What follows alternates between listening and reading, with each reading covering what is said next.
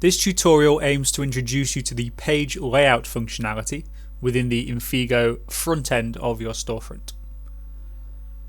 So a few bits of terminology to be aware of before we begin. You might hear me talking about something called a layout. That is sort of the overall structure and configuration of your page. So for example, the fact that we have a header at the top of our page, the fact that we have a footer, that we have various bits of content, we might consider that as a layout. And we might have numerous layouts that we can switch between. You might hear me talking about something called page groups. That's a group of pages on your storefront which follow the same layout structure. So this could be, for example, product pages or category pages.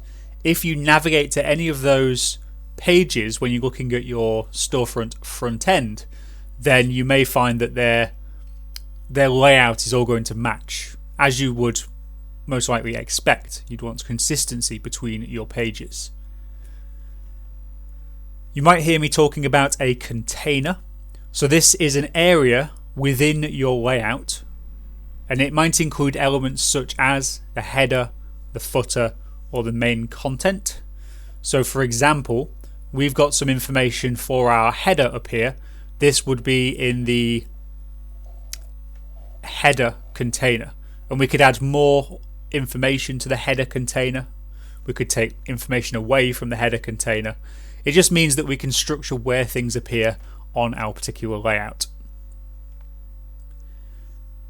And then the last bit of terminology we need to look at is a module. So this is an element that sits within or relative to containers and adds information or functionality to your page. So this could include, for example, it could be a search bar, it could be product navigation, imagery, text, whatever you need it to be, but modules sit within the containers and actually allow us to put information on our storefront page. So to help you structure your storefront's pages in a consistent manner, the Layout Manager allows you to assign different layouts to different page groups. So Infigo facilitates consistency across the pages on your site by ensuring that page groups utilize a shared layout.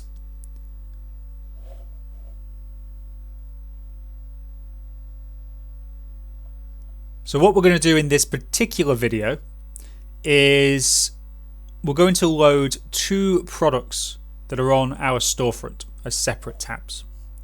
So if I just load up a couple of products, and the reason I'm doing this is that we want to be able to compare when we're changing our layout options. Because we're kind of looking at product groups here, we want to make sure that the changes are consistent across all products on our storefront.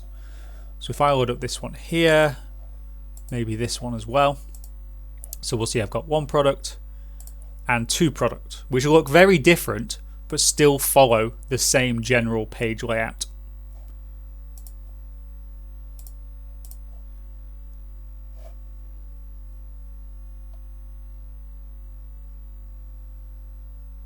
Okay, and then what we're going to do next is go on the Show Layout Administration panel. This is this icon here on the bottom left of your page when you are viewing the front end of your storefront. Now, general users won't see this. You'll only see this if you're logged in as an administrator.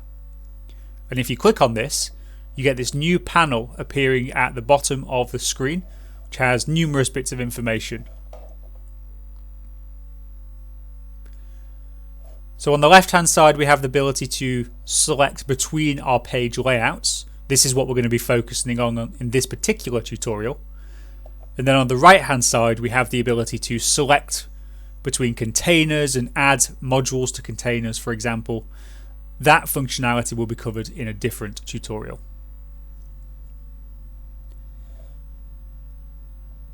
So as I mentioned, focusing on the list on the left hand side, it gives us the option to select our page layout.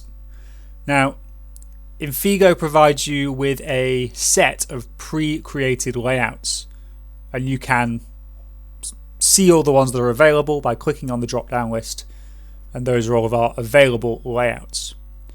And when those are applied, your current page will be reloaded with the new utilized layout. So you'll see at the moment I'm on column 1. If I switch to 1 column B, for example, and change layout, the page will automatically reload. I just so happen to have chosen a layout which is pretty much identical. So let me pick another one.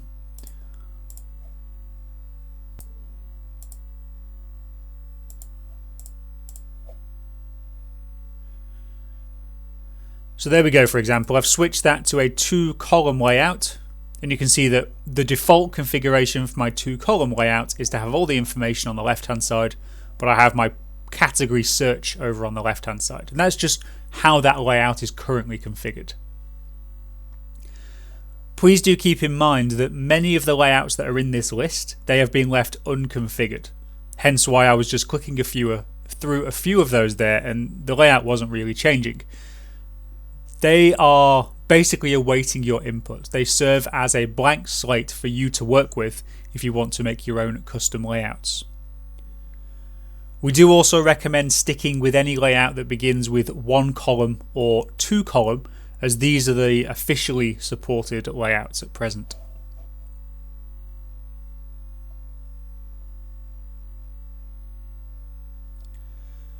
Okay, so I switched this particular product to a 2-column layout. What we actually want to do now is to confirm that that layout is being applied to our entire product page group. So if I go to my other product that we have loaded and refresh, that should now automatically be using that page layout. So you can see my category list has now appeared on the left-hand side. So that's just confirming that these page groups are all linked with the same layout. And that doesn't just apply to products. Other things that fall within our page groups could be category pages, content pages, account pages, basket pages, blog pages. All of those will be linked together as you would expect them to be. In the next tutorial, we're going to look at actually how to modify our page layouts. But for now, I'm just going to revert my products back to our default 1-column layout.